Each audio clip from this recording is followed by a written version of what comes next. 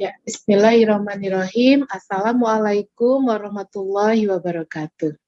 Alhamdulillah, puji dan syukur kita panjatkan kehadirat Ilahi Robbi. Salawat serta salam semoga terlimpah kepada junjungan alam Nabi Muhammad SAW. Rekan-rekan hebat, bagaimana kabarnya? Semoga semuanya sehat dan selalu semangat. Rekan-rekan, dalam kegiatan diklat berjenjang tingkat lanjut ini, izinkan Bu Cici akan sharing tentang materi pengembangan strategi pembelajaran di PAUD. Nah, pada pengembangan strategi pembelajaran di PAUD, kita akan melihat apa sih tujuan dari strategi pengembangan di PAUD itu. Yang pertama adalah mampu merencanakan strategi pembelajaran yang terdiri atas metode, urutan, dan langkah-langkah yang akan diikuti untuk pelaksanaan kegiatan pembelajaran.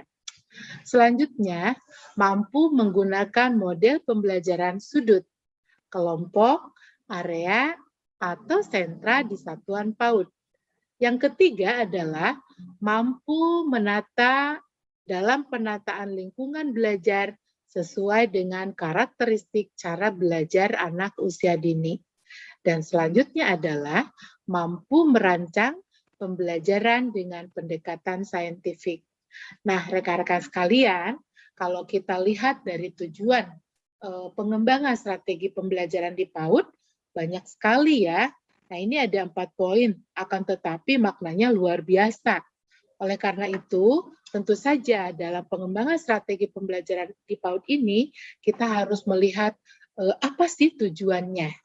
Nah, kemudian kita akan lihat sebelum kita akan melanjutkan ke materi berikutnya, kita juga harus mengetahui apa sih strategi pembelajaran itu.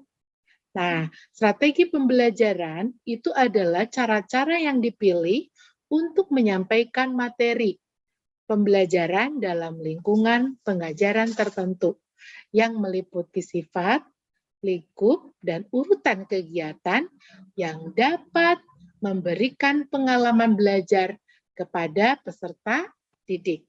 Nah, ini berdasarkan pendapat dari Gerlach dan Eli. Kemudian yang kedua, pengertian dari strategi pembelajaran itu adalah menurut Dick dan Carey, ini menyatakan bahwa strategi belajar mengajar tidak hanya terbatas pada prosedur kegiatan, melainkan juga termasuk di dalamnya materi atau praktek pengajarannya. Jadi, menurut Dick dan Carey, bahwa strategi belajar mengajar itu bukan hanya sekedar prosedur kegiatan saja. Akan tetapi, di dalamnya ini harus ada materi atau paket pengajaran yang lainnya. Nah, berikutnya saya akan menyampaikan apa sih strategi melaksanakan pembelajaran itu. Nah, ini ada 6 strategi dalam melaksanakan pembelajaran. Yang pertama adalah menciptakan pembelajaran yang menginspirasi pembelajaran aktif. Nah, yang kedua adalah menciptakan suasana yang dapat menginspirasi partisipasi secara penuh. Yang ketiga, menciptakan suasana yang menginspirasi kerjasama yang tinggi. Dan keempat adalah menata waktu kelas secara efisien. Dan kelima, ini adalah menggunakan kelompok kecil secara efisien. Dan yang keenam adalah pencegahan kemunculan permasalahan disiplin.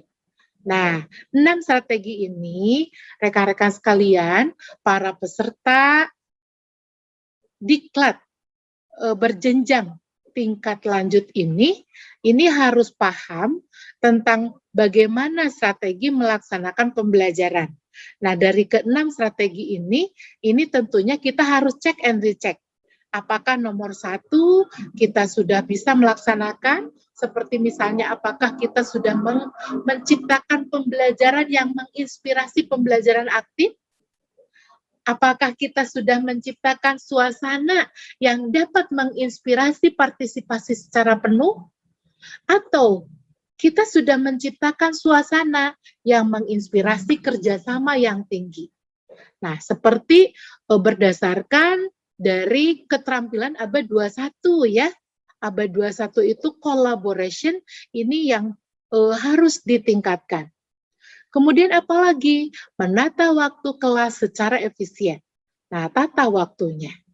Jam berapa, kemudian efisiennya, kegiatannya apa, gitu ya.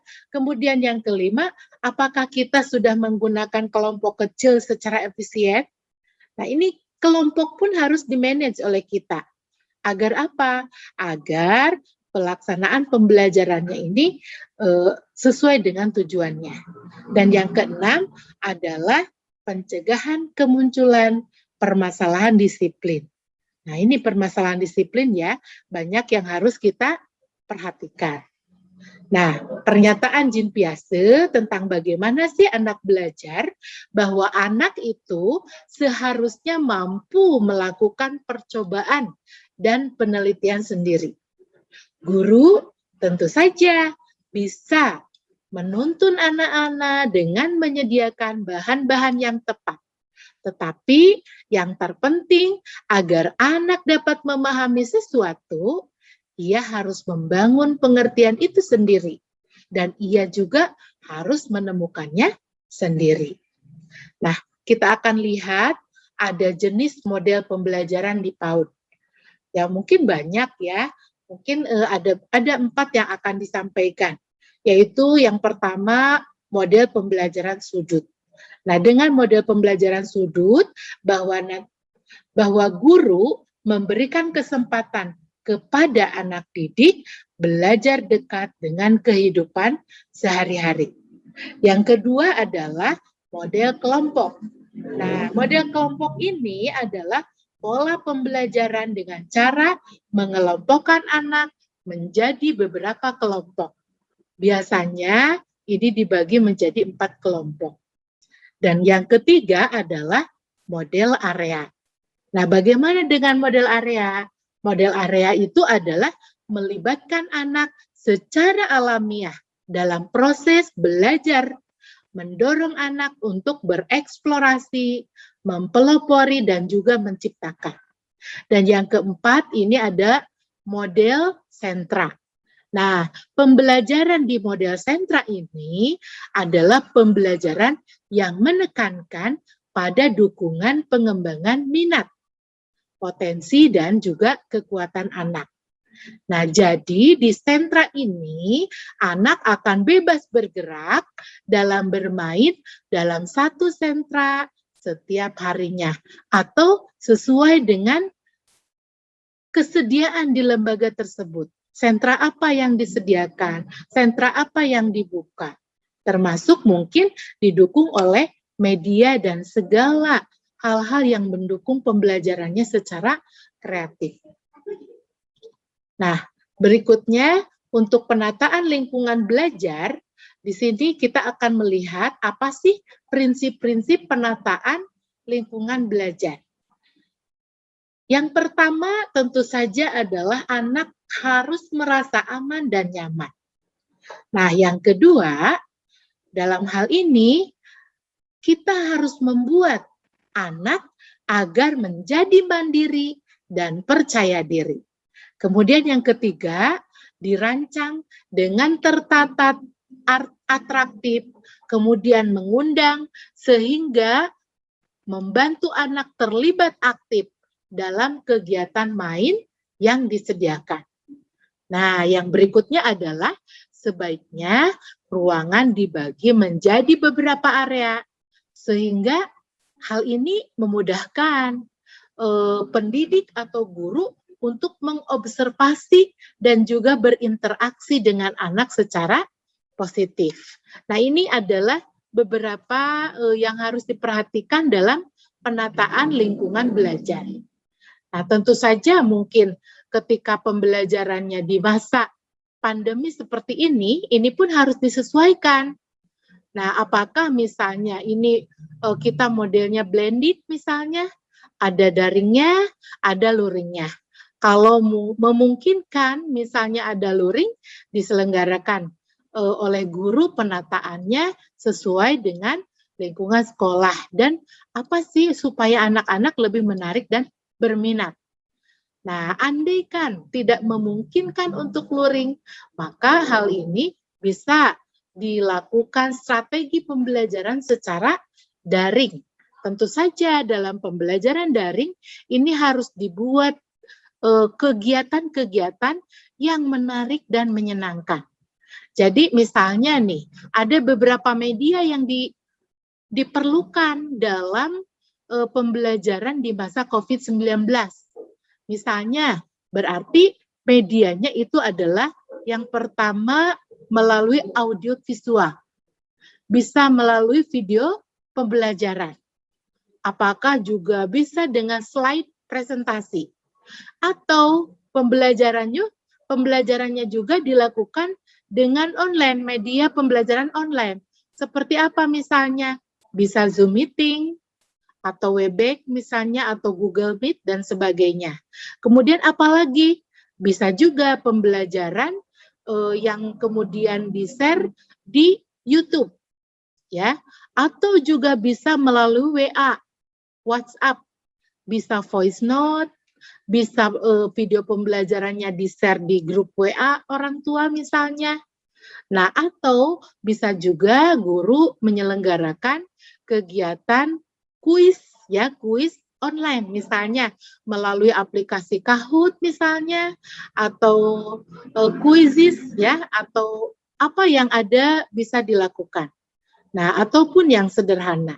Nah, hal ini bisa menjadi hal yang terbaru buat anak-anak, dan ini meningkatkan bahwa pembelajaran di masa daring pun ternyata menyenangkan, ya.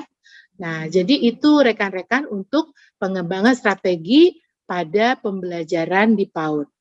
Nah, oleh karena itu kita harus mengetahui bahwa model pembelajaran yang diterapkan di tingkat satuan PAUD itu adalah tadi silakan disesuaikan dengan lembaganya masing-masing. Ada model sudut, model area, model kelompok, atau model sentra. Atau jika ada model lainnya dipersilahkan. Kemudian untuk penggunaan material dengan memanfaatkan lingkungan sekitar, mengajak anak untuk mengeksplorasi lingkungan dan melakukan inovasi kreativitas bagaimana material yang tidak terpakai tersebut dapat digunakan secara layak dengan pembelajaran anak.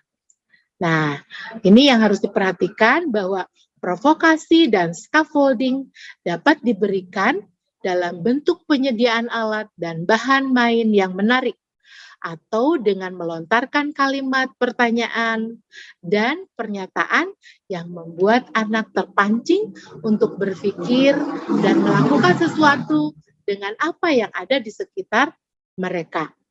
Nah, demikian materi yang Bu Cici bisa sampaikan terkait tentang apa sih strategi pembelajaran untuk di PAUD itu. Semoga apa yang bisa disampaikan ini bisa bermanfaat untuk rekan-rekan semuanya. Terima kasih atas perhatiannya. Semangat untuk melaksanakan diklat berjenjang tingkat lanjut. Semangat untuk semuanya. Semangat untuk menjadi pendidik yang berkualitas. Terima kasih atas perhatiannya. Assalamualaikum warahmatullahi wabarakatuh.